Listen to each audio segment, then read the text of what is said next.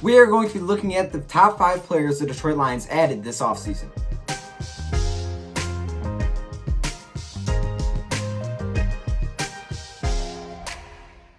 I just would like to say before the video starts that we are not including players the Detroit Lions drafted, because I thought it'd be kind of weird and we'd kind of just be going by rounds, like TJ Hockenson would be in here, maybe Jelani Tavai would be here. I didn't think it made any sense to do draft picks, and maybe we can do a video just based on players the Detroit Lions drafted and undrafted free agents. So maybe we can do a top list on those guys, or we could just rank all of the players like this. We could rank all of the players the Detroit Lions brought in this offseason. That is up to you guys. Make sure you let me know in the comments below. But in this video, just to get it started, we're going to be looking at the top 5 players the Detroit Lions brought in this offseason. And not gonna lie, a lot of these guys are just big name free agents. But anyways, I do have 2 honorable mentions, and there was tons of guys to choose from.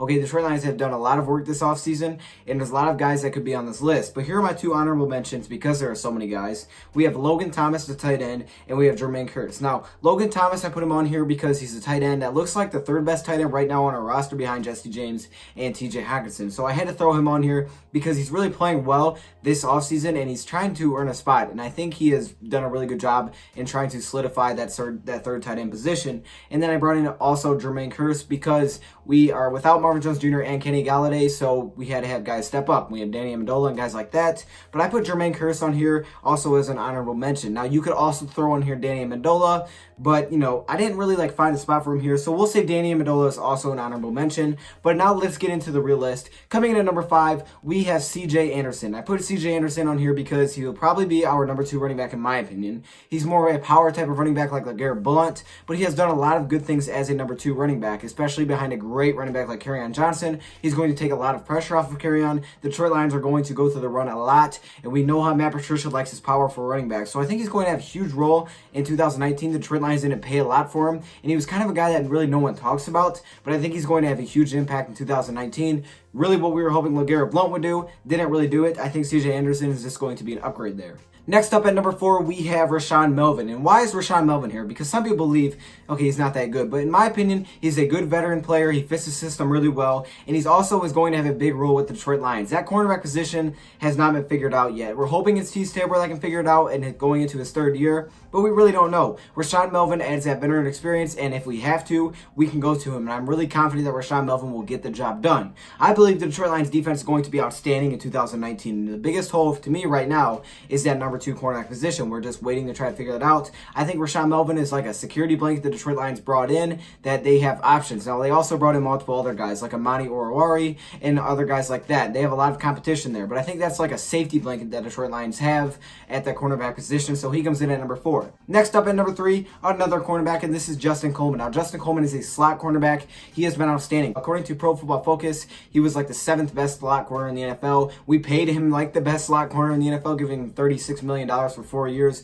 We gave him a huge contract that he's really never had before, but since he has moved to that slot cornerback position from the outside cornerback position, he's been lights out in the NFL. He actually had 2 interceptions versus the Detroit Lions, and Justin Coleman is that guy that's going to be specifically a slot cornerback, in my opinion, for the Lions. They're not going to try to throw him where he's not very comfortable with, and that's outside. I don't see Matt Patricia as a guy like that. Now, he may try to practice with him, be like, okay, maybe we can make this work, but if he's not comfortable, he's not going to throw him out there on the outside. So I expect him to be specifically a slot cornerback, and I think he'll fill in a big void that we've had for a few years now. Coming in at number 2, we have the tight end Jesse James. We're getting up to the top of this list, and Jesse James is going to be huge for the Detroit Lions because he has 2 things for the Lions. He has a guy that can block across from TJ Hockenson. Again, we're not doing like the draft, so he's not in here. But TJ Hockenson, we know he can block and catch. Well, Jesse James is a 6'7" man that can block at the tight end position, very young on a big contract. He's going to be here for years. He's going to develop from the Steelers. And not only can he block and help out that running game, he can help out the passing game if he doesn't go out. But what really is his specialty is that he is a 6'7" tight end that can catch the ball very well, and he's pretty athletic down the field. So one thing that he'll add is a lot of red zone presence. He should be a really good red zone threat for Matthew Stafford, something that, again, we kind of struggled with over the past few years.